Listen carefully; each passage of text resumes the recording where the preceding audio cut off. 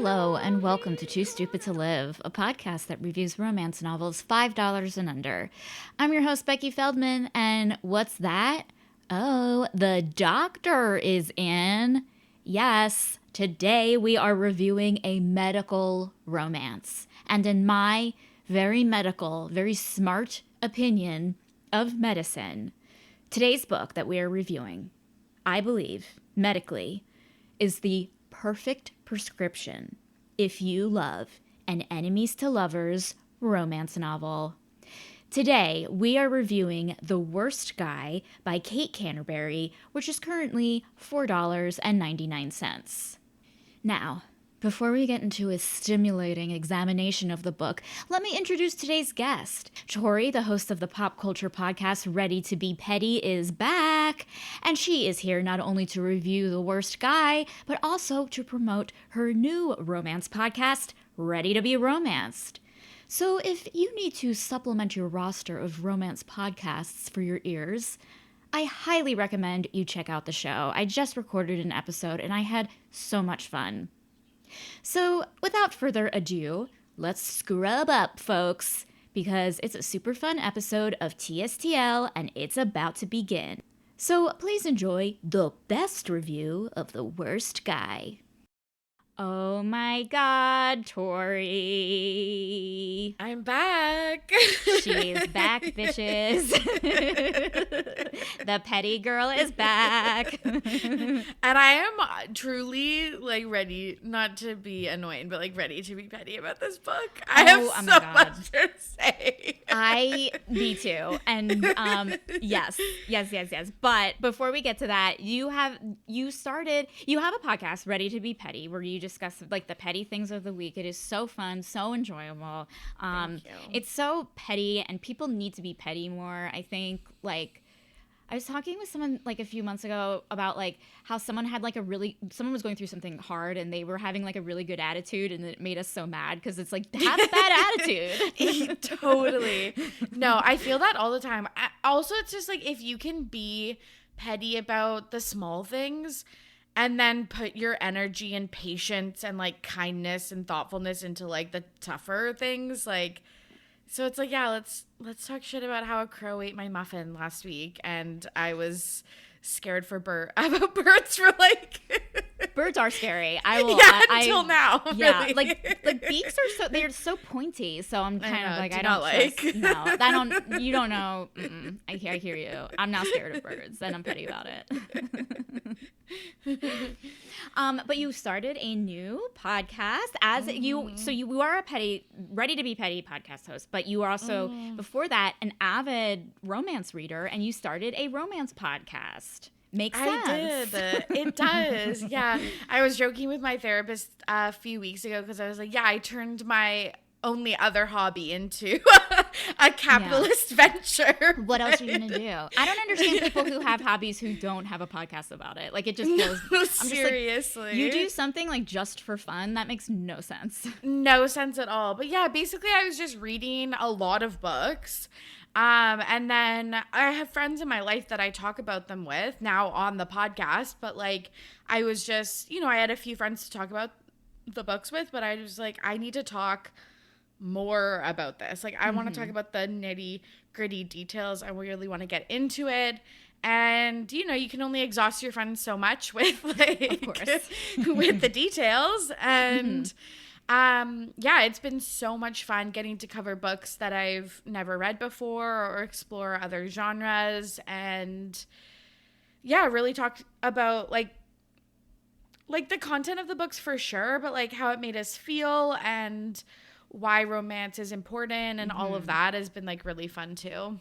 Yeah, absolutely. Because you did an episode where you were talking about book talk, and I saw so many similarities between talking about kind of the scandals amongst publishing and, kind of your celebrity kind of scandal-y kind of things.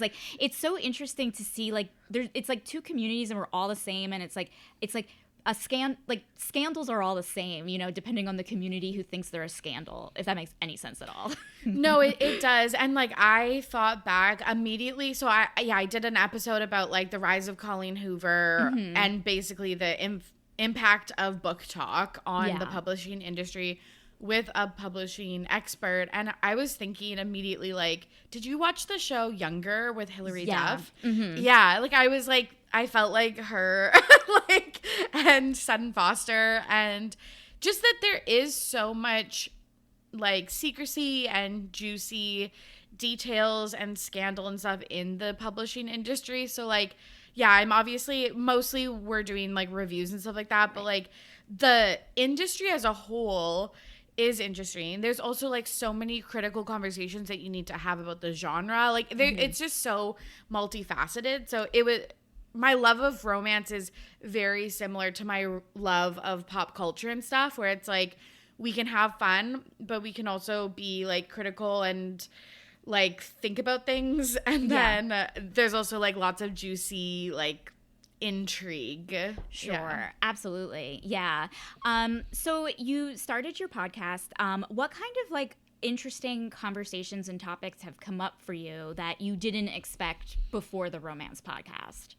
Yeah, I definitely think seeing yourself in characters that like I'm assuming people, when we talk about The Wrong Guy, really saw themselves in Sarah. Like I saw myself in both, but yeah, totally. Yeah. But yeah, like I definitely think like feeling represented on the page is really important. I also think this we haven't dove too much into my podcast, but I'm hoping we will. But just like how it's opened up conversations about like intimacy and sex and romance for me, at least in my personal life and stuff like that. And like, I think I've learned so much about myself from this genre. And I know surface level people, you know, kind of write it off as like, oh, it's just smut. It's just chick lit, like that type of stuff. And I know you talk about this all the time, but it's like it's really dismissed. And I've just learned so much about myself, and I love having those conversations with other people, or just like even just talking about enjoyment of reading, because I was a big reader as a kid. And through my teen years, but when I went to college, I stopped because I was reading like academic papers and shit. Yeah. And then I tried to re-enter reading after I graduated, and I was picking up the same books as I was in high school. So I was like, I'm not loving this because I don't connect with any of these characters anymore and stuff like that. And then like almost 10 years passed, and then I picked up a romance novel, and I was like, oh my God, this is so fun. So yeah, it even just finding a newer hobby, or like a new twist on an old hobby or whatever, has been like really, really enjoyable.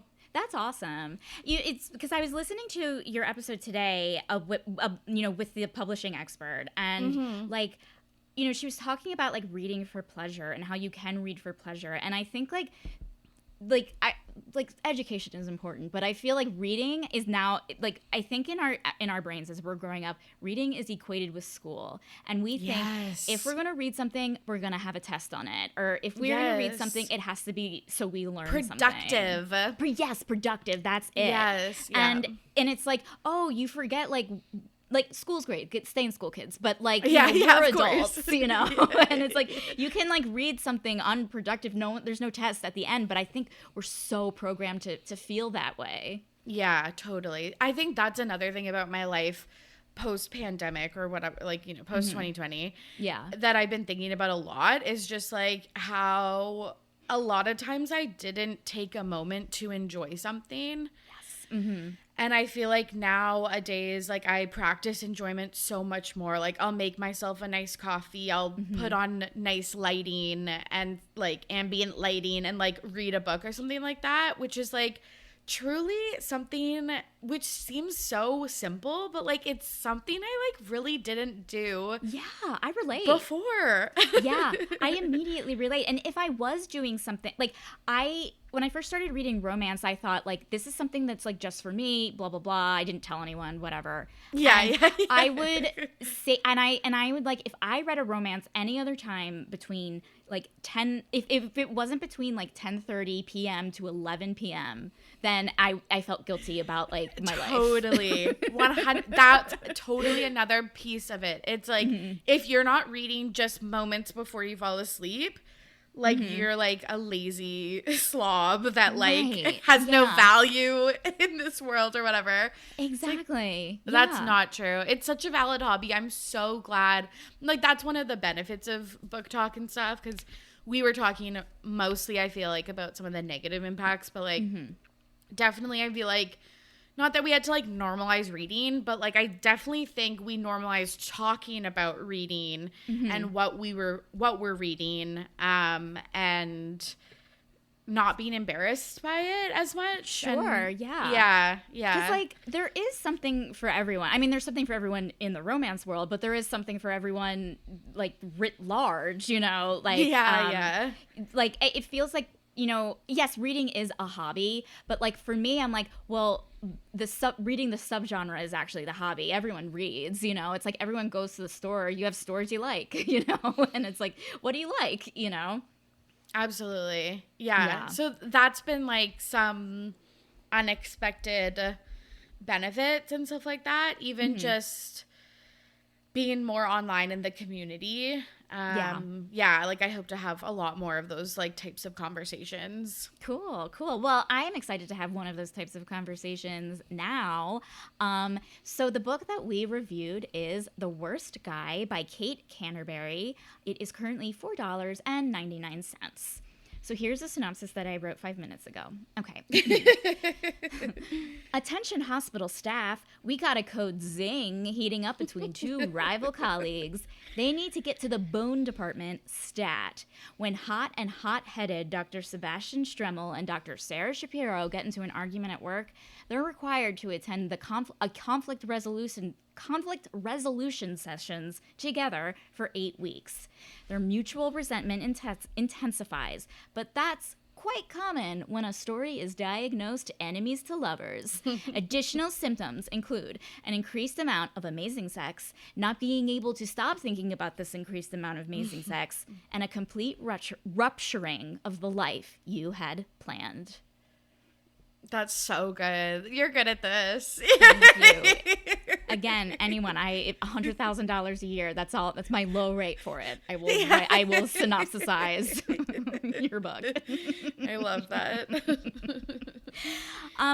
So I usually ask the guests, like, oh, is there a subgenre you're interested in? And you are like down for anything. Yeah. You know? Are you like that? Yeah. I'm down for anything. Down for anything. Yeah. Totally. I think I definitely, like, probably, I guess, lean towards maybe, like, romantasy, or, like, I do really like a vampire romance or whatever, or, like, a sports romance or stuff like that. But truly down for anything. I feel like sometimes I'll do, like, 6 months of dark. Yes. And then, like, 6 months of mafia, and then 6 months of like monster or whatever. Sure. Like, truly anything. Yeah, I'm down to try anything, because I think that when I first started reading, it was like mostly contemporary romance, and I was like, yeah, this is cool, but I feel like trying something new, because you can always DNF it, especially if it's under $5. Exactly. And, like, that's another thing, is, like, if you don't like a book, you can put it down. Again, there's no test at the end. Exactly. And I actually really do need to remind myself of that, because I do feel bad when I can't finish a book. But, like, me too. It's just, it's like, oh, all of this added, like, shame I'm bringing upon myself that I don't need to, you know? And, like, yeah. Absolutely. Or just, like, perfectionism, like, around your Goodreads, like, style. Like, yeah. And I feel like at the end of every year, like, everyone's like, and I think this is great that people who do keep track, you know, this is no, you know, shade against them, but, like, you know, when people are like, how many books did you read this year? I read, you know, 375. And it's like, cool. Like, but like it doesn't matter at all either. No, you know? it truly doesn't. No, seriously. I know people get on their high horses about that, and it's like there's some years that I read 15 books, and then there's some that I read like 7. Like it really depends on your life and like what you're doing and stuff like that. So or what you're into. So yeah, no. Absolutely. Like you don't know no shade. What's going on. Like you could have kids and or the job and whatever. And then there's also like, well, like what is a book? I know what a book is, but like, with like kind of platforms like Wattpad and like, kind of Webtoon, it's like, oh, yes. Well, like those are stories written in prose. Are those books? Like, what's a book anymore? Totally. Yeah, I love Webtoon. I haven't really got into like fanfic or like unpublished works, but I'm sure I will one day. But yeah, I love that. Or novellas. Like, I think a lot of people are like, oh, it has to be like 300 pages, and it's like just read a novella over 2 hours and just like love your life. Exactly. Yeah, it's like it's just like life is so hard as it is. It's so hard as it is. Like, come on, why make reading hard? I know. Well, back to this story. So we have Sebastian and Sarah, and they work in a hospital in Boston. And they are enemies. They like hate each other. Yeah. It was very much like Grey's Anatomy. I haven't watched Grey's Anatomy in like 5+ years. I've never seen it, and like it's been like kind of coming up in my algorithm. Like everyone's like I feel like everyone in my life is like rewatching it now, and it's coming up in my algorithms, so I might start watching.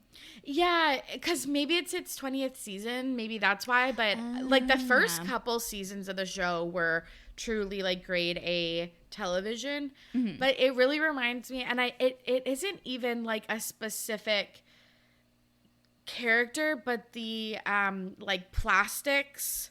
Reconstructive surgery being the like easy, like frivolous, superficial field, and then the emerge doctors that are like, like down to try anything and like brave and just like run into danger type of thing. Like that type of enemies to lovers thing, I think is like a very like that's been explored elsewhere. But I love it. I absolutely loved it. And I'm not like I haven't like read a lot of doctor books I've read books where like they're doctors, but not like that take place like the main location is in a hospital, and it's like, oh yeah, they all live together, they all sleep, they all in the series sleep together, and so it's like, oh, it is like kind of incestuous, kind of college-y, and I guess that there's a Grey's Anatomy kind of element to it. Yeah, absolutely. But yeah, I like that stuff too. Because yeah, it's like, it's not forced proximity in its purest form, but there's some proximity and some workplace tension and stuff like that. So you hit a lot of these like micro tropes that are really, really fun. Absolutely. So like, how did you feel about like the characters when we first meet them? I mean, they're stuck in their ways, obviously. They are very messy people. I loved it. Yeah, it is really nice to see. I think I've been reading a lot of books with really unapologetically messy characters lately. And I've really enjoyed that. Same. Yeah, I guess Sarah, would you classify her as like, is this a sunshine grumpy like? See, the thing is that I found both of them grumpy at times. But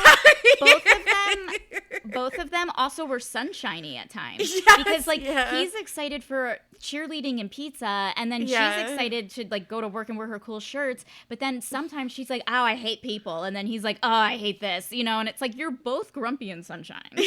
Totally, you're both the same. Yeah. I guess, and like maybe it's like, I guess, are they both introverted as well? Like, that's what I Sebastian gathered. has like friends, but they're kind of like seem like friends at a distance. Yeah, and same with Sarah, who like very explicitly says that she's like an introvert. But like I feel like Sebastian had like one good line, like in chapter 1 or something. He's like, "It amazes me that my friends these people want to be friends with me. And it's like, oh, I felt that before. Like, oh yeah, like it's not even about like what energizes you, but it's like a self-esteem thing. That's so true. I know, that's so relatable. Yeah, he's like, why do I keep getting invited to these people's like parties and stuff like that? It's like, because people like you. Yeah. It's like it's like, is that so hard to believe? And I think maybe again, like I know I'm like this, but it's just like I'm always like kind of like looking out for like, oh, they're just, fooling me. They really don't like me. They're just being nice. They'll see whatever. the real me and like hate me and stuff like that. Yeah, exactly. So relatable. Yeah, it was so relatable, and it was relatable to see that like because these characters, what I also liked is that they are 39 and 42, which is my age range, and I was very excited about that. Yes, that's another thing that is so. Like, it's something that you maybe don't always notice, but it's, like, kind of you register it subconsciously that, like, so many people in the books are, like, we're 18 or, like, we're 25 and, like, stuff like that. It's so refreshing to see people, like, mid to late 30s. My God. Yes, absolutely. And it just, like, makes you feel better, like, because – it's like, I'm still a mess. I'm 39 years old. And like, and it's just like, oh, like I celebrated my birthday recently and I was like, should I have had kids? And, whatever. I had those thoughts. Everyone does. Yeah. Whatever. And then it's just like, oh, you pick up a book like this. And then I read it. I was like, oh, okay, I'm fine. Totally. No, that's really relatable. Yeah. You kind of feel those pressures because they're almost like automatic thoughts. But then once you can like read and talk yourself out of it, you're like, okay, no, this is fine. But it's those messages that just come so easily to you that it's hard to stop those. Yeah. So what happens in the book is that like they are having an argument. It's more or less a plastics versus hero. I'm gonna save the day, run into the fire, hero doctor. And like Sarah gets like so mad and she's like gripping like a hospital curtain and it comes down and like they're both like just at this thing and just the ceiling breaks and for some reason they get in trouble. Yeah, it's again this is the plot point that I'm like, this I could have seen on Grey's Anatomy because he is like an emergency doctor, so it's like save like life over limb or whatever. So it's that makes sense. I'll just staple her face. And then Sarah's like, why would you staple this really young woman's face?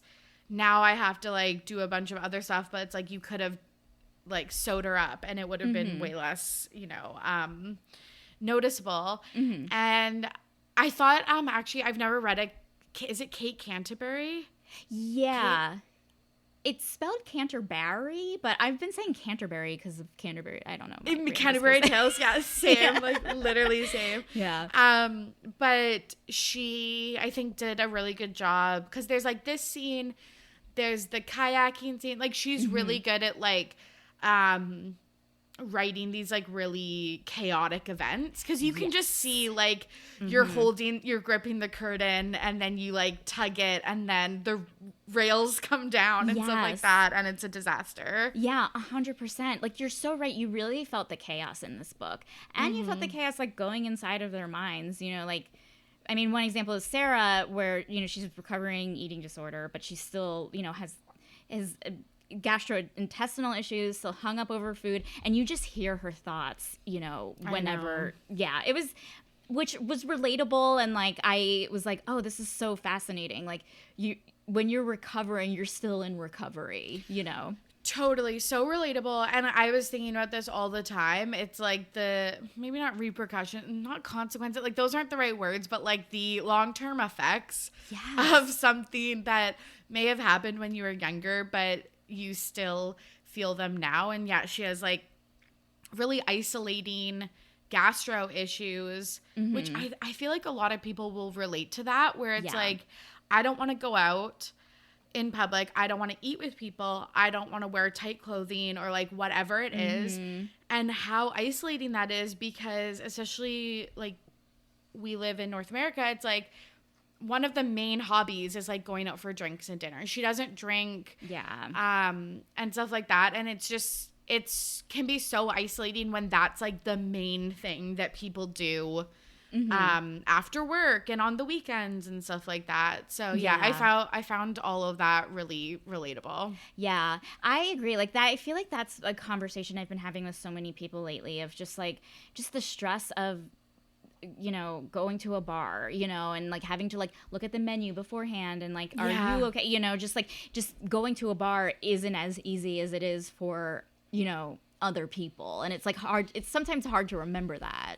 Yeah, totally. Yeah, I've just talked to so many of my friends where it's like, oh, I just want to leave early because I feel so uncomfortable. And then I'm in a bad mood because I'm mad at myself for feeling like this. And then I'm not being pleasant. I could even be like actively like hurting the relationship with people because I'm being a bitch because I'm like it's just it's so tough. It snowballs, you know. Yeah.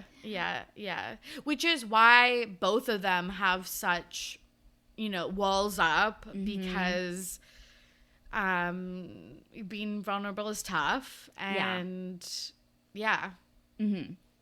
So after like the ceiling falls or whatever, or you know, they have the accident, and like something that like I like kind of struck a chord with me was that like it felt like Sarah got in more trouble than Sebastian. Yes.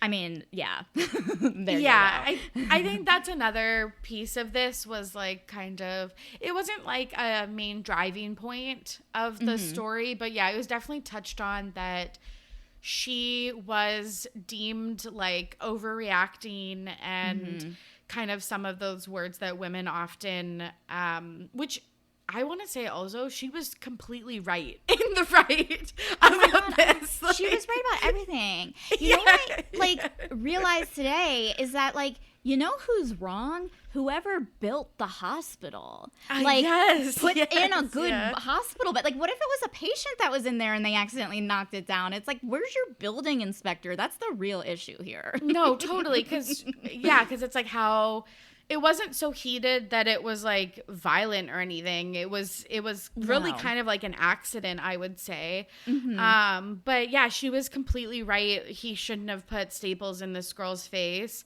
He should be more of a team player and call upon his colleagues. And but she was named a lot of the kind of overreacting, can't handle pressure type thing that women in like power positions and like leadership positions face. And because it also seems like he not only, you know, is a guy in a male dominated field, but like he is really well respected in his field, and he was like up for possibly like a chief head of I don't know, the emergency department or whatever. Head of the place. But like I feel like him going to like conflict resolution was just out of like policy. Like he didn't they were just like, just do it because of the promotion probably. Like it's just whatever, you know. And for her, it's like, you need to be a better human. Because you might not keep your job or find another job after this because your references will have gone to shit. Right. Yeah. Yeah. So they like kind of start out just like in different places. Like it doesn't take it seriously. Sarah's pissed because she has to take it seriously. Yeah. Also so relatable. Isn't that so frustrating? Like, I just think of back to like group projects or whatever when you had people that like, you know, like paid their way through like their tuition and stuff like that, paid their way through college, and they're just like bare knuckling it to get an A on this project. And then you have like kids that are just like coasting, that are just like, whatever. It like felt very much like that. Totally. It sucks when like, like I just like, you know, even just like someone who has a separate attitude than you, like just not caring, like he came across like he doesn't care about her career, when it's like, dude, take 5 minutes and understand like the situation she's in, you know? And Totally. Yeah, I felt like there were points in this book, I did really enjoy this book. I thought it was a fun read, but also touched on a lot of like real life things. But some of their fighting, I was actually like, I actually don't like this. It was like her fighting was so intense. And I think that's why this book was like, I devoured it in a day. Because this was the most intense fighting to fucking pipeline I've ever seen. Yeah, it was feral. I loved it. Yeah. No, there's points where, because like, I was like, I don't know if this is like realistic, but like, I want it to be, but like, yes, of course, 100%, yeah. But like, yeah, sometimes I was like, oh no, they're like, how will they get to lovers is what I was thinking, because I was like, oh no, this is like bad.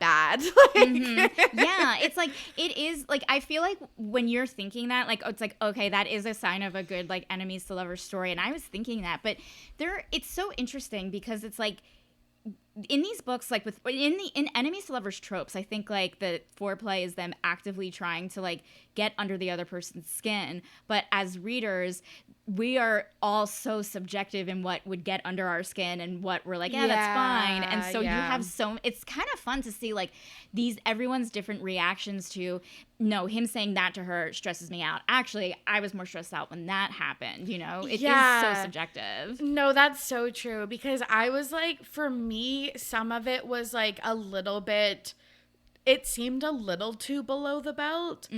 Whereas like, I do really like enemies to lovers. It's probably like, of the kind of like big tropes, it's probably my favorite, but like, and you do want like authentic enemies, and I do think that they were authentic enemies, but sometimes I'm like, I would be still so mad at this person. Yes. Like, yeah. Maybe I just hold grudges. I don't know. Well, I mean, we're petty people. But like, the thing is that like, he refers to her, like, and again, the term screech owl really bothered me, just using something screechy, and she's a woman, and, you know, I don't know, like, that to me. No, exactly. Like, that was teeth clenching. Yeah. Yes, totally. Like, he calls her a bunch of like pet names, or like tiny tornado and stuff like that. But no, totally. Like, those are the things that I was like, okay, but like, that's not him being like, I don't know. I can't think of a good example, but like cute, flirty, and like poking fun and like riling you up. I was like, that's just using like a gendered like stereotype. Yeah. That's just like, it's just like you're not thinking, you know, like it's like kind of like again, like, you know, you could say loud, annoying, or whatever, but like just the term screech, which has been used to describe a woman's voice, like, it just, I don't know, it's like that kind of like misses the mark, you know. For me as a reader, you know, maybe she liked it, like maybe she loves being called this, well, she does, but like, you know, it bothered me. Totally. And like, a lot of it was like, oh, you're like a brat and stuff like that. And I do like the brat. Like, same. Yeah. Yeah. But like, some of it, I was like, this isn't like being a brat or like whatever the opposite is. But like, I was like, Angel? This is, like, I was like, this is mean. Yeah.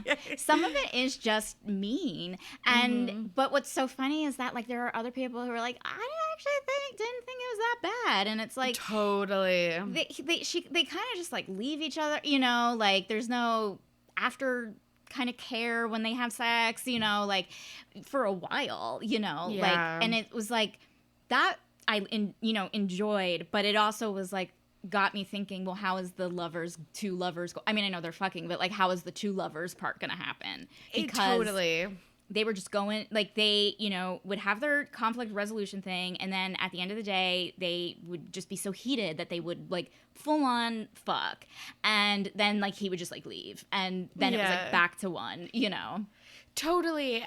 And it's so funny because the first time that they have sex, she's, like, heading to shower. And she's, like, lock it on the way out. Like, he's, like, not trying to talk to her, but like kind of lingering for a second, and she's just like fucking leave. Yeah. And he puts his aftercare is a glass of water, which obviously is sweet and stuff like that. But there's one time where he goes to leave and he like stops and sees the glasses, and he's like, he's like, I don't even want to get her water. And I'm like, okay, like, yeah. It's okay. It's okay. Yeah. It's okay. So like, what did you think of that dynamic? Just with the heat level, that was in the book. Yeah, I liked it. Like these are I think scenes and stuff that I really liked were because they worked. This sounds cheesy, but they couldn't work as a team in the hospital, but they could in bed. Like exactly. That was when you actually saw some moments of maybe not like exactly tenderness, but teamwork for teamwork sure. and maybe respect. Like I definitely think like there's this time where she's like, oh, like let's just have sex because I think he was like going down on her or something like that, and she was like, oh, I can only orgasm once or whatever. And he's like, no, we're like figuring this out right now. Like, let's go. Triage. Yeah. Yeah. Exactly.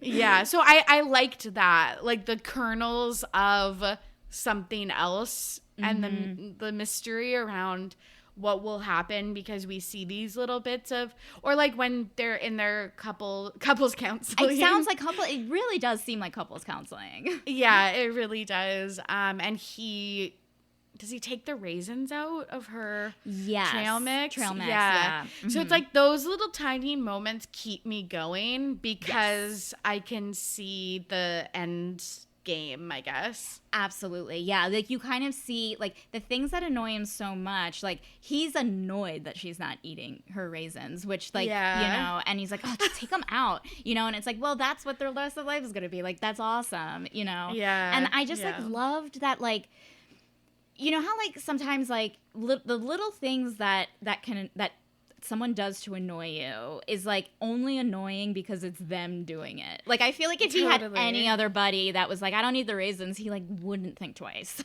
100%. And then once you also love someone, you don't give a shit that they're not eating the raisins or that they don't close the toilet lid or whatever. Yeah, because you see them in a different light.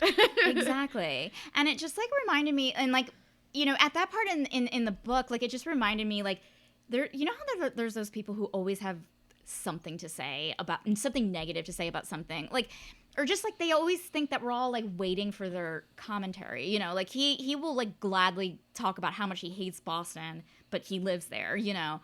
Like I just like once I remember like I was meeting someone and like they like remarked on like the way like pictures were like arranged on a wall, and they were just like, I don't like that. And it's like, no, literally no one asked. Yeah. He's like that guy, you know, like no one asked, but okay, sure, there's another thing you just don't like. 100%. And the only reason that I was like okay with this was because I think sometimes when you're so like depressed or lonely or sad or angry at the world or whatever, that's who you become. It's like, what you do. Yeah, it's what you do. Yeah. Exactly. It's human, you know, like I think it's very human. It's like being petty. It's a very human kind of feeling to have when just like things aren't right, you know.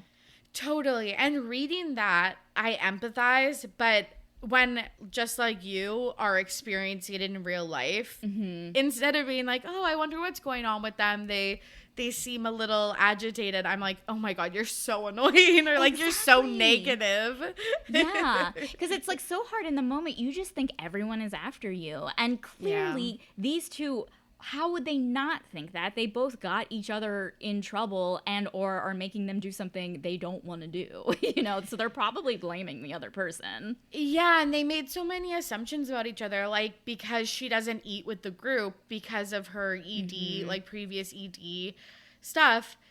He's like, oh, she's like better than us, or like standoffish, or like not like like good enough to hang. Yeah, we're not good enough for them. Yeah, exactly. So it's like they're just making so many assumptions about each other. And sometimes it takes, something like this to happen. Totally. Which is like, and it's easy for them to do because like we learn later that like Sebastian's dad like abandoned him. And it's like, of course, like he would think that. And then even with like Sarah, like she has a very like toxic relationship with her dad, and so like because of that, like she feels like no one takes her serious. You know, it's just like all of these things from like their childhoods, it's like affecting their ability to like love each other. I know. So relatable. I know. It was just like, oh my God, I love this. I love this. So what else? Let me see. Okay, so like they have this wild sex, and then I think like we kind of just like see kind of the fun tropes of, you know, your enemies to lovers, your hate fucking, all this stuff. But then they kind of like call it truce, I guess, when they both wind up vacationing in Jamaica. Same place, same time, totally by accident. I know. These are the things, and like love. This is like, it's like a meet cute or whatever in a different way, but like it's one of those things that you're like, this only happens in the movies, like this only happens in the books, like exactly. Yeah. What are the chances? But it's like, no, but there's, because it's destiny. Exactly. There, like it's like there is a God. Like I mean, it's a writer, but you know, like totally. It was like very funny, and I know that like there are probably some people who are like, I don't believe that they would have stayed at the same resort, and I'm like, who cares? You know? No, like, I know. I sometimes get in my head like that too, and then I always have to remind myself, it's like, yeah, you're reading a book, like, or right. like it's like this isn't real life. Like, yeah. You're good. You're good. Yeah. So like when they're there, you know, they call this truce, and they decide to be I guess more or less a version of their authentic selves when they're not fighting. They decide to just have a good time together, and they really grow close. Totally. Yeah, this is, I feel like, the most enjoyable. I don't know. I guess it's like if you're there for like the heat and the spice and stuff like that, I guess the first like third or whatever is good, but the romance really comes in this middle section. I really enjoyed this bit. I thought that it was a little like they were so easily able to do the truce that I was like, I kind of wish there was like a little still like push and pull or whatever. Agreed. But I do also really understand that when you're in a different location and you're like not in the same like place that you see this person, like work, and you're in a place, you know, where you're not worrying about the day-to-day stuff, that you basically can be a different person. And that's kind of like what happened with them. Like they were almost completely different. Absolutely. And like there was a part of me, like to what you're saying, like there was a part of me that thought like, oh, is it so easy for them? Because like it's like is it harder to like tell the people you work with that you're in love with this person that you used to hate, when it's just like easier to just keep up appearances? And it's like, we'll go to work, pretend we hate each other, then we don't need to do a big explanation, and then we just like go home and love each other. And it's like, I thought there's a part of me that was like, what if it's that? Like, what if that's why it was so easy? Yeah, that's so funny. Well, that does come up. Like they're like hiding it from a lot of people. So that makes so much sense. But I think when it's like the pressure's off and stuff like that, and because they do say like when we get back to Boston it'll be like the same and stuff like that. So once you put that like deadline on it and stuff too, I think it's just easy to have the relationship kind of change. Absolutely. And you kind of like feel the stakes in that moment, like finally they are getting along and they're growing. And I think like back to like the what you were saying about like the raisin situation, you know, there is like a moment where like one, she explains her you know, eating disorder to him, what she can and what she can't eat, what it's like for her to go to a, you know, buffet in the morning, and he is just right by her side, like taking mental notes, not judging, not saying anything, just like, this is what I have to do. Like it was so sexy that he didn't judge her. I don't know. No, you have no idea. My last episode on my podcast, I just covered Love Theoretically by Ali Hazelwood. And it's about a pathological people pleaser because of the Taylor Swift lyrics, because the author chose Taylor Swift inspired songs for the chapters. Sure. But how can you not? Yeah. Yes, she is a people pleaser and she has diabetes. And so kind of similar to the ED stuff, like there's things that she needs to regulate her insulin levels or sugar levels. And it's just so nice when a partner can advocate on your behalf when you constantly have to self-advocate. Or if you don't feel like you can self-advocate, opt out of a lot of stuff. And so, and like just being able to be witnessed and seen in a way that, like, she didn't have to over-explain it. She didn't have to say it 3 times or anything like that. He was just observant and just got it right away. And at that point, I was like, is this too much to ask for in real life? Like, I was where is this guy? Exactly. Like, I have been in situations like that, and it's like, he didn't make a joke. Like, I was just surprised he didn't make a joke or ask a dumb question, you know? And not that questions are dumb, but like sometimes people ask. Sometimes they are. Sometimes they are. And I was just like waiting for him to be like, oh, well, actually, and it was like, no. And it's like, and so it's like the sexiest thing in the world was that he was just quiet. Like, what level are we holding people to? No, but that was the sluttiest thing he could do in this book. So fucking slutty. I loved it. I know. It's so true. And like, just after the breakfast buffet, at one point they go out for dinner with her dad, and she orders something and then, but like substitute stuff and then doesn't get that. And he's like, oh no, like, and she was just going to eat it. And he's like, no. Like, this isn't the way, like, this needs to happen. And you're just like, oh my God, he listened, he saw, he stood up for me. Like, this is too much. Yeah. Because like she feels bad. Like, and it's like, I get it. She feels bad about like being like, oh, take it back, blah, blah, blah. You know what I mean? And so, but he like is telling her to like advocate for herself. Yeah, like take up space. It's totally okay. It's not anything wrong with you to get what you need at this point. Yeah. Exactly. He's like, you gotta eat, lady. Like, I love it. Yeah. But then, lo and behold, it is a very emotional seeing her dad, and the whole thing is very tense. And I think she has like her sensitivities can make her sick, you know, like based on stressors. And so she ends up getting sick to her stomach outside the restaurant. Well, I guess she just gags. I don't know if she like full on pukes or whatever, but he again isn't just like, whoa, he is like rubbing her back, holding her hair back. Loved it. It was so romantic. And like I do like the I forget what the trope's called, but like when someone's hurt and someone takes care of them. Oh yeah. I know. Yeah, I love that trope too, of just like healing. The healing trope. The healing trope. Nursing back to health. Yeah. And I also think that this is like the benefit of dating a healthcare professional is like like when she's explaining some of the like, you know, like not, I don't want to say gross, but like the like more, you know, human. It's human, but she's like talking about bowels, you know. Yes. Again, the first time I've ever read anything about irritable bowel in a romance novel, and so many people have it, you know, and it's like it's so true, you know, and so it's just like nice to read. Yeah, no, that's so true, because I feel like when you think of being sexy, it's like especially I feel like this as a woman, but like it's like you don't fart, you don't poop, exactly. Like you don't have like you have gastro issues, like absolutely not. That's off the table. Exactly. And it's like when you deal with those things in real life, like 75% of your thought process is about pooping and about farting, and you're like scheduling it in your head. And so it's like, well, how can you also be a sexy girl on top of that? You know? I know. That's so true. But yeah, I loved that.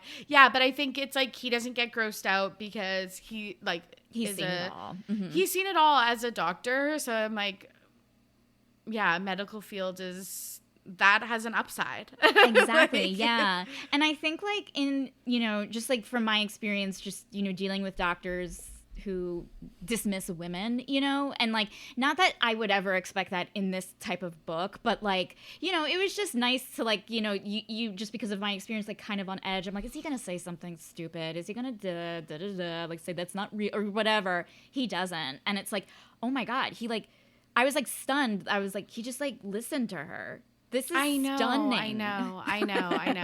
And I loved the scene. I think it was before Jamaica where their friends try to set her up with somebody and she has an episode at the party and she is kind of panicking about it, and he doctors her, but in a way that's like wasn't overbearing or judging or like called by like this oath or whatever. Like it was out of like love and care, and it was done in a way that it wasn't like babying her or like being weird about it. It was so sweet. So I loved that type of respect and stuff. Absolutely. And then like when after she like, you know, gags in the bushes and they're in the car and she's like holding a napkin up to her face and he's just like comforting her with words, I'm like in tears loving this. I loved that scene so much. Me too. And I think he like kisses her forehead or something, and because I think it's from her POV, because it's dual POV, and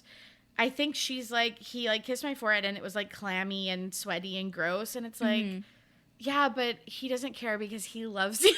I know. But it's just so funny when the things you think about when it's like someone is kissing your forehead because they want to show that they love you, and in our heads we're so trained to be like, oh my god, my skin might stink and it's sticky. And especially like, I mean, for me, like the idea of like, you know, the vomiting, like I just like, it's like that's for me, I find it like that would be like the most humiliating thing, you know, if I'm just like completely on a date with someone and I vomit on them, and like you know, and the fact that he's just like not grossed out by it, about the potential even, like I don't know, I was just like, ugh, I love this. Me too, because so many of these like things in our head can spoil moments, and not letting those that aren't our fault, that are just you know, products of this world, and so it's like to not let those win in these circumstances is so powerful. I know. And it's like, and it's so easy too, and it's like, oh, like it's really not like it, but it's hard in the sense that you don't think of it, you don't think to just listen, you don't think to not apologize, you know, it's just like all of these, it's like a behavioral conditioning that we've all been like molded into. Absolutely, totally. But yeah, some of these, like when we were talking about at the beginning of the episode, like these are the moments that I'm taking for myself and like wanting to integrate that into my own life. Absolutely. Yeah. Because like it's just like I feel like, you know, as like you're getting older, like you kind of are like, I feel like it's like there's some sort of like default, like we're a problem, you know, like being female, whatever. We're the inconvenience. Exactly. Yeah. And, you know, she very much says that she's a recovering people pleaser in the book. I think she's still a people pleaser. But like I think what she is just noticing it more. And like obviously that comes with like living and wisdom and whatever the fuck. But like, you know, it's just like, you know, where was I going with this? I don't know. I just think like she was still kind of holding herself back, even though she was so self-aware. Yes, but that is the crux of people pleasing, is that you are so self-aware about everything that you do that it's really hard to be in your body when these types of things happen. So I just relate to that so much. Oh my god, so much. And then at the end of the night, he like puts her to bed and gives her some crackers. They watch a movie. And she was like, I'm really sorry. I'm sure you wanted something else. And he's like, this is exactly what I wanted. I wanted to be in bed with you, you know? Yeah, that was really cute. I know. Totally. Yeah. Sorry to keep drawing parallels to Love Theoretically, but just stuck in my head. But like a very similar thing happens where it's like, I don't want this thing to happen because it's what you expect me to want or whatever. And it's like she expected him to want to have sex like on their vacation in the evening or whatever, and it's like that's not the case at all. But, you know, you get that in your head. 100%. Yeah. The amount of times I would, if it were me, I'd be apologizing every 2 minutes. Oh, Like, me I'd still be apologizing. If it happened 5 years ago, I'd still be apologizing to him Me too.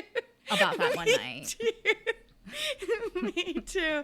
Absolutely. And like this goes for romantic relationships, but it's also like happened with friends or whatever. Like if you get too drunk or whatever and you're like, I'm sure you wanted something different tonight and it wasn't us like at home because, like before the bar. Like, exactly. Like because as a people pleaser, the last thing you want is to be the drunk person because you're literally having someone take care of you. It's like literally it's like because like I mean I've had those nights too and it's just like they still haunt me to this day. I'm like I cannot believe. I know, totally. Yeah, I'm seeing all these like things kind of come together as like these small behaviors that I'm like again noticing in these types of books that I'm like, oh, this like is relatable is basically what I'm trying to say. But like do you think that's like kind of also with the like evolution of the romance novel in itself with how characters are being portrayed? Like, you know, like before I think I don't know. It's just like, or is it romance novel writers and the content changing along with us, I guess? You know, like they're showing the quote unquote messier sides of being, which is not really that messy, but like they're showing kind of like our quirks and thoughts and, you know, hang-ups and things like that more so, you know. Yeah, like is it the chicken or the egg? Yeah. Yeah, that's a good point.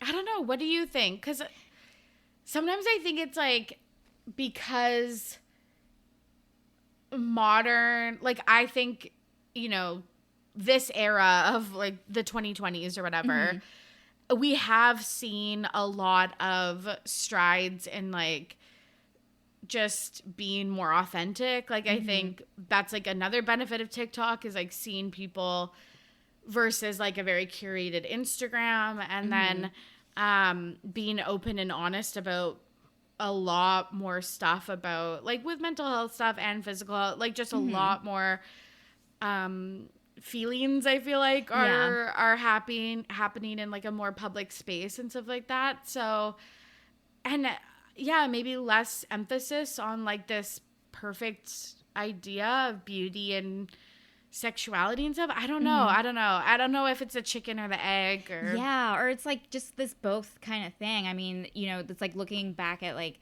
history or whatever, like art history. It's like you look at art and then you look at what's going on like politically and they're always like correlating, you know. So exactly. Yeah. No, totally. Like you can glean a lot from art about what was happening in the world, which I guess is what people would do if they read these books, if they are from the future and exactly are trying to depict what it was like dating in the 2020s. Like exactly, this is real, I guess. Exactly, and so I think that people like maybe this is indicative of whether it's people influencing the story or the story influencing people of just being more authentic, of like owning, you know, their flaws and their quirks and just like, you know, kind of realizing, just like kind of being able to recognize the pressures that we put upon ourselves more than we did 5-10 years ago.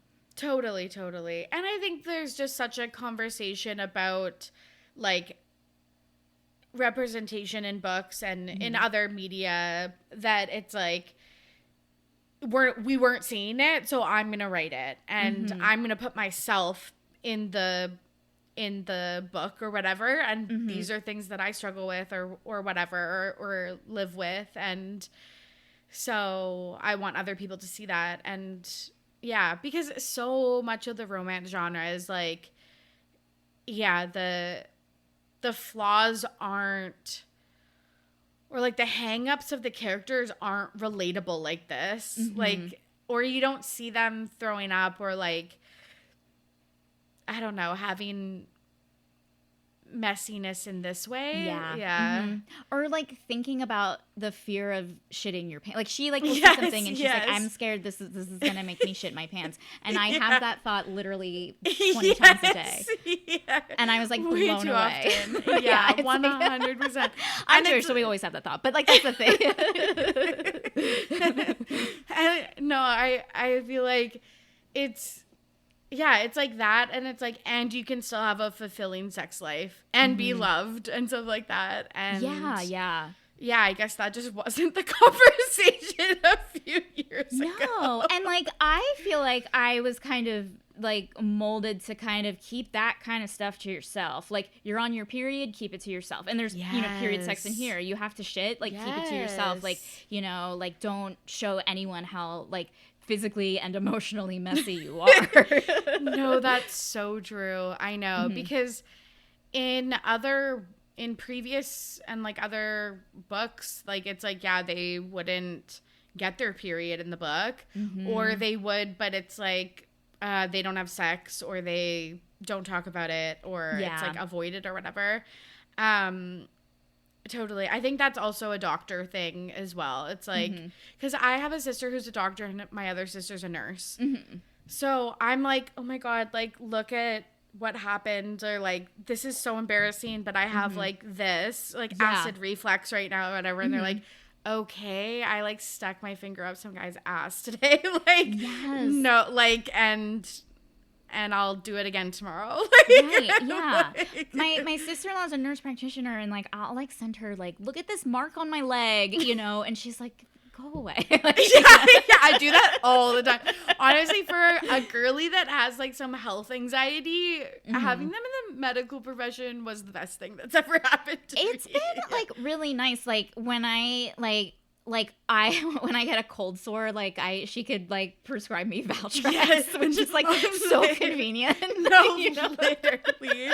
My God, I know. My sister did my flu shots this winter, just like that type of stuff that I'm like, God, this is the perks. But I think the perks of dating someone in the medical field is like, yeah, it's like they don't care about period blood. They see, they don't see it as disgusting. They just see it as like a bodily function, which everyone should really just get on the same page. Thank you. Yeah. Like, I think, like, you know, there were like movies this past year that involved period sex that I saw, and it was just like kind of interesting how, like, you know, it was the Saltburn, the movie Saltburn, which I loved, and the other movie on Netflix where like he's going down on her and she has her period, and it's like kind of like this kind of ballsy kind of scene to show like, and it's just like, oh, like, what if that just like wasn't a thing anymore? You know what I mean? Like, what if this doesn't feel risque or feels taboo, like the way totally it's intending to be?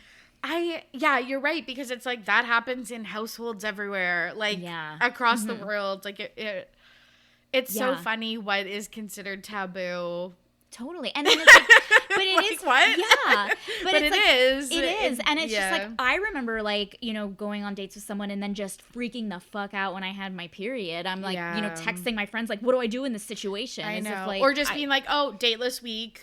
Yeah, like, yeah. And it's like, it's like we're like every so often it's like we have to like go off and live. Like, it was like the red tent in a way, you know, like, you know, literally. No, we still live in the I'm red on tent. my courses and I'll just fucking disappear for a week. Yeah. I am dirty now, husband. Please don't talk to me. 100%. I know. It's like, yeah, it is really refreshing, because it's so funny, because you said there's period sex in the book, and for a few minutes I was like, was there? Because it was so whatever. Yeah, it was so just like normalized, and like it wasn't really discussed beyond like the first couple minutes, and then yeah, very cool. Yeah. So like during their like stay in Jamaica, you know, like, we are all, as readers, they're having these great connection, but we're as readers, we're waiting, like, when they get back, like, there are stakes. They're going to go back to how they were, and, you know, we do have like I guess it's a third act breakup, you know. Yeah. Devastated. I was devastated. Yeah, this part's tough, because she doesn't know what she wants moving forward, and he's basically being like, oh no, like, we should date, I like love you, and she's like, I need time to think. And I think that's fair of her. I feel like sometimes I'm like, you should know, because I feel like sometimes that is kind of like a gut feeling of like what you should do. But then I also think when you're a people pleaser and you're thinking about other people's emotions, you're not tapped into yours. Exactly. So you might need a few days to think about Yes. it.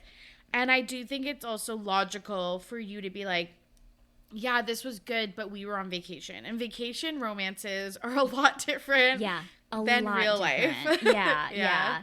I think you make such a good point, because I feel like I read a book, a few books ago, where it was like the main fuck up of the third act breakup is they didn't say how they felt in the moment, and so it kind of like is implying that, oh, the lesson is like always say how you feel in the moment and you won't fuck up, but this is like, hey, you could take time, maybe explain why, which she could have done, Yeah, there could have been like a little bit better of communication.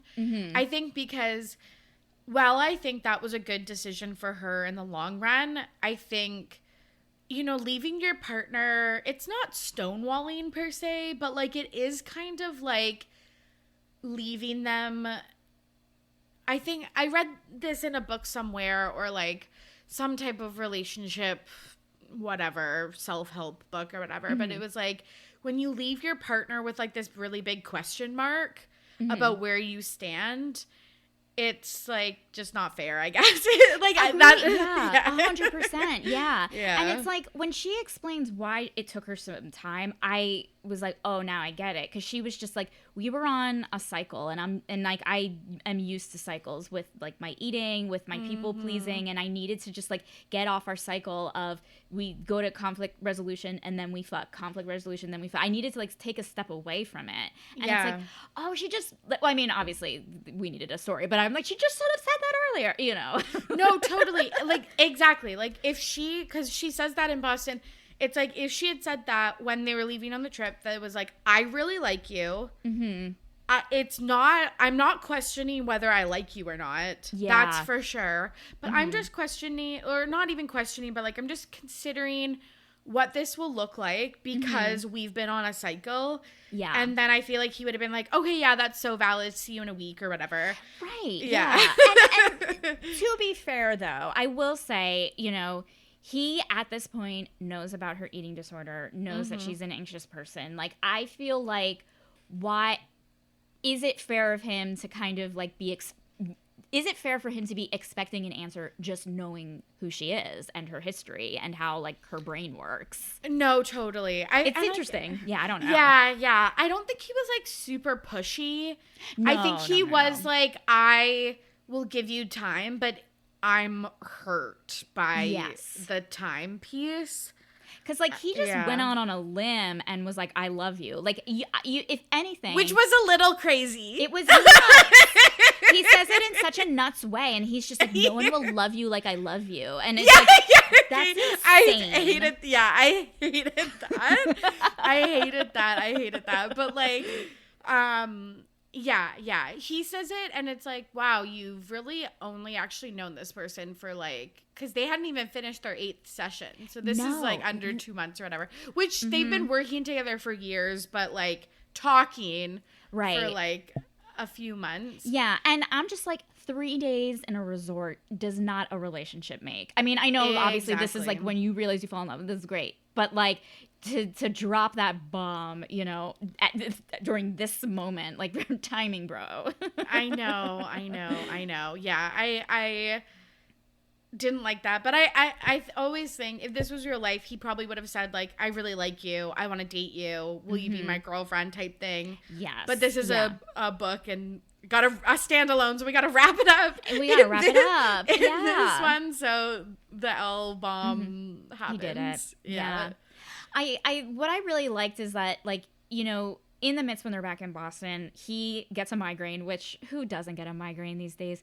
She takes care of him. I know. And again, I felt those loving feelings that I felt in Jamaica. 100%. Yeah, I really liked that because it was like reciprocal care and respect, and it was like they cared for each other in a way that worked for the person. Yes. Not what they wanted to do. Exactly. Not like in a way that made them look like a hero. It was about the other person. Yeah. 100%. So I really liked all of that. Yeah. Yeah. It was very sweet. It was so sweet. And then, you know, we have the ending where, like, she realizes she loves him, you know, when she overhears him, like, kind of complimenting her. And then they have, like, their makeup where, like, it was just so simple. She's just standing in front of his apartment. And he's like, I had a shit day. Don't tell me that you're not ready right now. I can't handle it. And she's like, I'm ready. Yeah, that was really cute. Yeah. Yeah. It was good. It was really, it was a good book. I enjoyed it. I loved it. Yeah. Yeah. Okay, so I want to ask you, like, what other thoughts do you have? What final thoughts do you have? Tell me everything. Yes. Okay. A few. I'm looking at my notes. Mm-hmm. I think in general, not about this book. I don't always love the like hidden ED like I hear you. storyline. Yeah. Mm-hmm. It like, yeah. I just It's triggering and, like, you know, yeah. It's like I don't know if I've seen a book that I've liked the. I thought this was a really realistic portrayal where it's like she can talk about it in a way that's like recovered. Like you could tell that like she has some distance from it and she's like still feels some things come up, but the way that she can explain it to him, I think like is really like she's healed and stuff like that.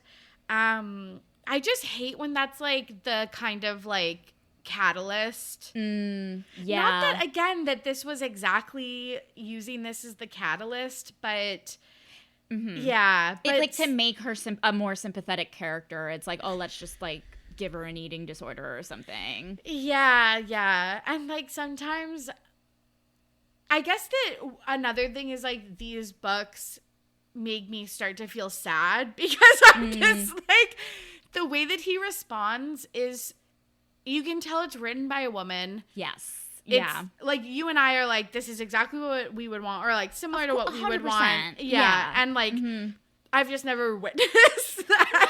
No. So, Oh my God, no. Yeah. Like, so yeah. I just like, yeah, I guess like, those are some of my final thoughts that it's like, sometimes I just have to be like, okay, like this is written by a woman. But I don't know, maybe... I don't know. Sometimes I get in my head about those things a little bit. Yeah. I mean, I definitely felt that way with this book. Like, it was like there, you know, just because there were just, the characters were so grounded and so real and, like, you know, I didn't have, like, the same struggles that they did, but relatable ones. And just seeing them, like, being perfect for each other with these very relatable struggles, it does make you feel like, oh, I wish I had that, you know? Or, like, I 100% get it. Yeah. I think that's why sometimes I, like romantasy and stuff like that, because it's like this isn't gonna happen because they are a vampire or they're fae or like, whatever. They're like, running from a dragon. Like like this is like They're because like I totally agree with you. Like there are just like some books like especially that Anne Hathaway movie that's coming out that was based The on Idea of You. That book messed me up. That book made me really sad because it was like the way it portrayed Los Angeles and like it kind of made this woman like Anne Hathaway, it made the main character seem like she was like this nobody, but like in the book she lives in the most fancy neighborhood in Los Angeles. She has like a lot of money. Owns an art gallery or whatever, and it's like she's actually like really well to do. She's not a nobody, you know, and it just like kind of messed me up in my head because I'm like, well, if she's a nobody, then like what is everyone else? What am I? You know? I know. Yeah, and you like make it about yourself. Yeah. No, totally. Like finding fulfillment, like not in her career or her daughter or her life or whatever and herself. I know it's like this 20-year-old's kid, which I definitely want to cover this on my pod too, because I think that is really interesting that and that book it's interesting that you thought that way, but sometimes I don't know about the ED stuff. I don't know what it is that like sometimes just it doesn't hit for me. I get it. Yeah. So because I feel like it's, you know, it is a common thing we've seen in books before. We see it in books, we see it in movies. It's that, and that is all to say that it is a real issue in real life too. But like when it's used, like plot wise, used as like a crutch, like you know, it Yeah. does feel, it's hard not to go to that place mentally, you know, and think that way. Totally. Or like if the female character's been like essayed, and then not that Sebastian even really had like a hero complex, but it's like I've just read in so many books where it's like they've had something like that happen in their lives, and then it's like the catalyst for them getting together, or like it's the reason that he realizes that he like respects her. Like I know. I think that's I Yes. feel like I'm working this out in my head. It's Because like, I hear you, because they have that moment at the beach where he's like, I wish you would have told me you had an eating disorder, which exactly. Thank that you. made me mad, because that's her prerogative to tell. Yes. You know what I mean? Like, he shouldn't Yes. like be like, sure, like, you know, you love people, you want to know their struggles, blah blah blah blah blah, but like the fact that like he felt entitled to her story, like, if you didn't tell me, I would have hated you long, or not, he didn't say that, but like that's just like what it felt like. Or like, yeah, I was like judging your eating habits, which is so much shame around EDs. Like that is what the fear is. Yeah. But yeah, that is it. It's kind of like when guys say like, oh, well, I have a mother or a sister, so I like respect women. And it's like, or you could just respect women like regardless. Exactly. It's Yeah. like, what happened if you didn't have a mother or a sister? That's horrifying to me. Exactly. What kind of person would you be? Like, Totally, that scares the totally. shit out of me. Yeah, I'm glad we could talk it out, because I was like, what doesn't hit about it? But yeah, it really is where it's like they don't see you as like, or they don't see your choices as viable unless you had like trauma attached to it or something. Yeah, That is sometimes annoying. Yeah, it's an interesting like fine line, because it's like you want to give your character a backstory, you want your character to be like, well, you know, like fleshed out, but at the same time you don't want to kind of just like be pulling in the traumas willy-nilly, you know. Yeah. And do you write at all? Are you like into that kind of thing? You're just a reader. Just a reader. You think you would ever write a romance novel? It's so funny, because I'm like, I feel like I'm a creative person, and Yeah. I read so much that I feel like I'm like almost like waiting for an idea to come to me, Right. but like literally has not. Like I just, not at all. Yeah. Well, listen, we never know. Sometimes You never know. look at You Kelly never know. Reynolds, podcaster to writer. Like, listen. Exactly. Yeah. Yeah. And there's lots of like, I feel like actually, especially in this genre, there's a lot of like other careers prior to Yes. writing and stuff like that. And So never say concurrently. never. Yeah. Or concurrently. Totally. But Yeah. not in my future, I feel like. Same. Yeah. Everyone always asks, because like I do write other stuff, but like it's like I try to, but people are like, or you should write a romance novel, and it's like it makes sense on paper. I just don't. Yes. It's a task, and I'm not good at those things. Yeah. I'm not good at tasks. Me neither. And like I feel like it's like, I might have like a catchy idea, or like maybe dialogue could come to me, but like when you actually think about writing like the setting and the climax and like the stages, like that's not me. Yeah. That's not me. I can't It's like do that. you like, and I've tried, and it's like it really is a lot of work, and like that's why it makes me so mad when like people kind of disparage like, I could do this, and it's like, well, can you? No, you can't. Oh my cannot. God. Yeah. Yes. Oh my God. I feel like that all the time. Even sometimes when people comment on my podcast stuff, I'm like, you pick up the mic then. Yeah, exactly. Yeah. Like I was in the Rip Bodice, and like I just like was there one day, and there was like a woman who came in and just was so loudly being like, I should be doing this, just writing shitty books. And it's like there are so many other customers in the bookstore right now that you're just like, who does that? Like, do you know who?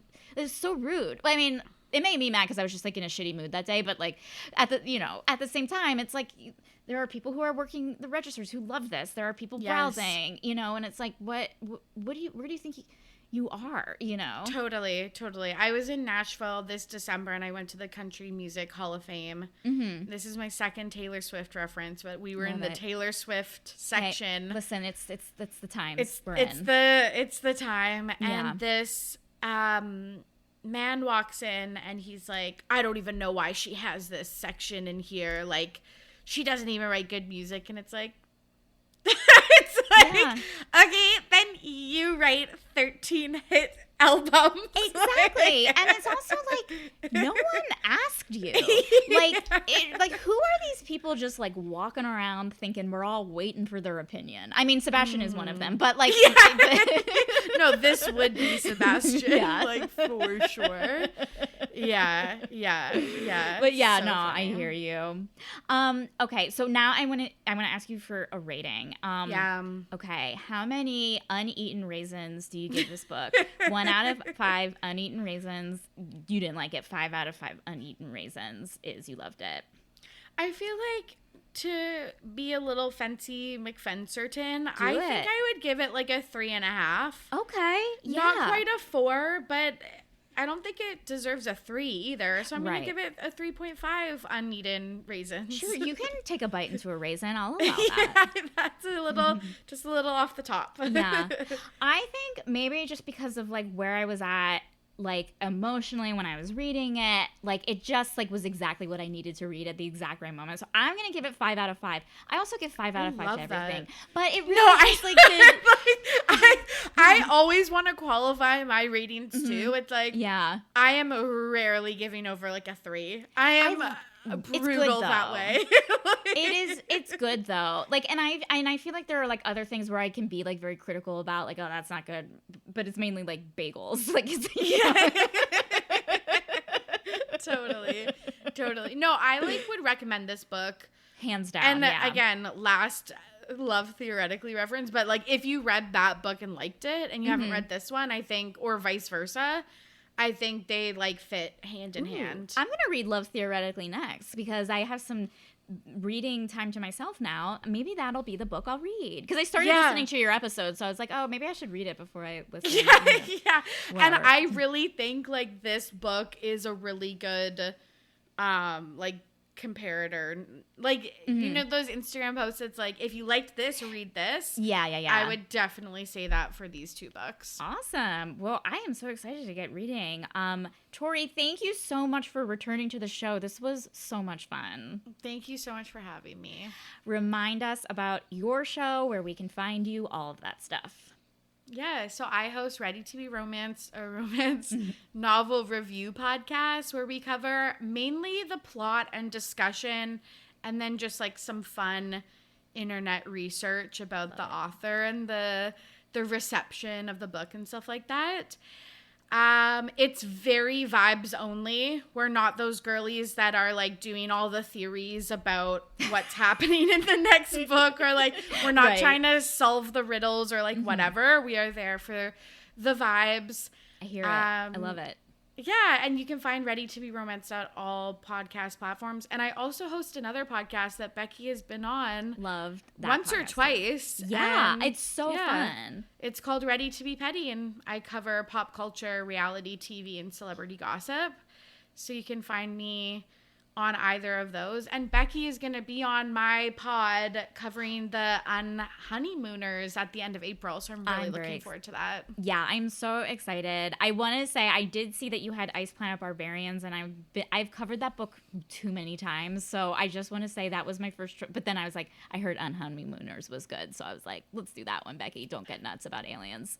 Yeah, no, I am so excited. I'm really trying to do like a big smattering of genres, because I feel like sometimes pods can get like really specific into one, which is fun, but because I read all subgenres, I'm like, let's do everything. Absolutely. Yeah, I feel like I sometimes can get into that zone of like, wow, I haven't read a human romance in like months. Like I feel weird. Anyway. No, and then someone asks you like at work, like, oh, what are you reading? And you're like, oh, it's a gargoyle romance. Yeah. It's like, back off. Exactly. And I'm like, Jesus, like, lady. Oh, my goodness. Well, again, Torry, thank you so much. I had so much fun with you. Thank you. Me too. Hey, if you love this podcast, maybe leave a review on Apple Podcasts. And if you don't love this podcast, why are you still here? You don't have to listen. Just go do something else. For links on today's book, as well as Torry's podcast, you can check out the show notes or visit the episode page at tstlpodcast.com. And the amazing synopsis I wrote is also available on the episode page at tstlpodcast.com if you're in the need of something brilliant. Thank you so much for listening to Too Stupid to Live, and have a great rest of your day.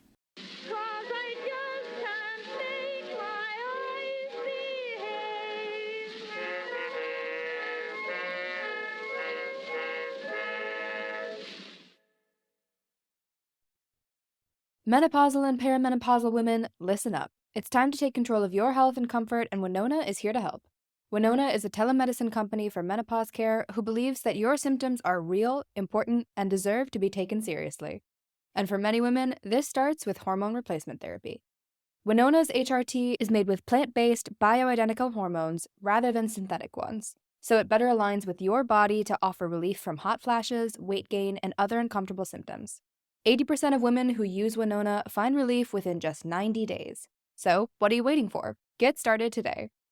Visit buywinona.com today to start your free visit. With free shipping and the ability to pause or cancel at any time, your path to wellness has zero obligations. Use code SPRING24 at buywinona.com for 25% off your first treatment plan. That's BYWINONA.com for 25% off. Winona. Menopause care made easy. Summer is the season of hot temperatures, outdoor adventures, and refreshing water activities. Summer is also the season of rough on your feet, causing dry, cracked heels and toes. Introducing Babyfoot, the original exfoliation foot peel that contains 16 natural extracts formulated to remove dead skin cells in 3 easy steps. Apply the booties, relax for an hour, then wash your feet. In 14 days, you've got baby smooth skin and your feet have never been softer. Letting dead skin cells build up over time is hazardous to your foot health. Our professional-grade DIY products, like our original exfoliation foot peel, our men's foot peel, or our moisturizing mask, are some of the best foot care products on the market, created with your foot health in mind. Pamper yourself with a spa day from the comfort and convenience of your own home with Babyfoot. If you want a chemical-free, easy-to-use exfoliating process from the company that created the original foot peel, it's time to treat yourself to Babyfoot. Go to babyfoot.com and use the code SUMMERFEET24 and get 20% off your first order with Babyfoot. That's babyfoot.com and use the code SUMMERFEET24.